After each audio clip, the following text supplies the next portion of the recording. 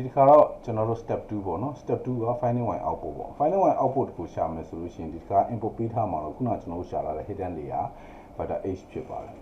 အဲ့တော့ vector h မှာ h1 h2 h3 ရှိပြီးတော့ output ကတော့ကျွန်တော်တို့ y1 y2 နှစ်ခုရှိပါတယ်သူတို့ကိုလည်း weight တွေနဲ့ဆက်သွယ်ထားပါတယ်အဲ့တော့ကျွန်တော်တို့ vector h က h1 h2 h3 ပြီးတော့ weighted matrix ပေါ့နော် weighted matrix ကတော့ w2 ပေါ့နော်ပြီးတဲ့အခါကျတော့ y output က y1 နဲ့ y2 ပေါ့အဲ့တော့ weighted matrix မှာဆိုရင်3 row ပါပြီးတော့ output အရေအတွက်ကနှစ်ခုရှိတဲ့အတွက်ကြောင့်2 column ဖြစ်ပါတယ်အဲ့ဒါကိုကျွန်တော်တို့ protect လုပ်ပေးခြင်းအဖြစ် y1 y2 ကိုရမှာဖြစ်ပါတယ် vector h ရဲ့ weighted matrix w2 ရဲ့ကို protect လုပ်ပေးရမှာဖြစ်ပါတယ်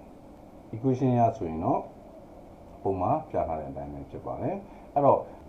y output အတွက်ဆိုရင်တော့ approximation ကောင်းကောင်းရဖို့အတွက်ဆိုရင်တော့ hidden layer တစ်ခုတည်းမဟုတ်ပဲနဲ့ p အရေအတွက်ထိထားလို့ရပါတယ်အဲ့တော့ hidden layer p အရေအတွက်ထိထားပြီးတော့မှကျွန်တော်တို့ output y ကို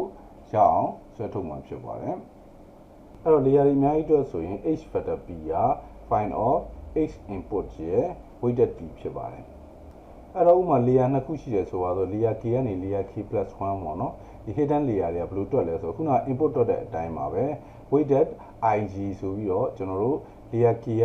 i neuron က layer k+1 က g ကိုဆက်သွယ်ထားတာဖြစ်ပါတယ်အဲ့တော့ကျွန်တော်တို့ပထမတွက်တဲ့အတိုင်းပဲ input h ကနေပြီးတော့ hidden layer တွက်တဲ့နည်းနဲ့အတူတူပဲဖြစ်ပါတယ် input ဒီ h1 နဲ့ hnd ရှိပြီးတော့ hidden layer ကတော့ m အရေအတွက်ရှိပါလိမ့်မယ်အတူတူပါပဲခုနသဘောတရားနဲ့အဲ့တော့ h1 က find of summation of hi နဲ့ wi1 ဖြစ်ပါတယ်အဲ့တော့ h1 ကနေ h2 ပြီးတော့ hm အထိကိုတွက်လို့ရပါတယ်ဒါဆိုရင် hidden layer ရဲ့ h vector ကိုရပြီဖြစ်ပါတယ်အဲ့တော့ output y ကိုလိုချင်တာကလည်း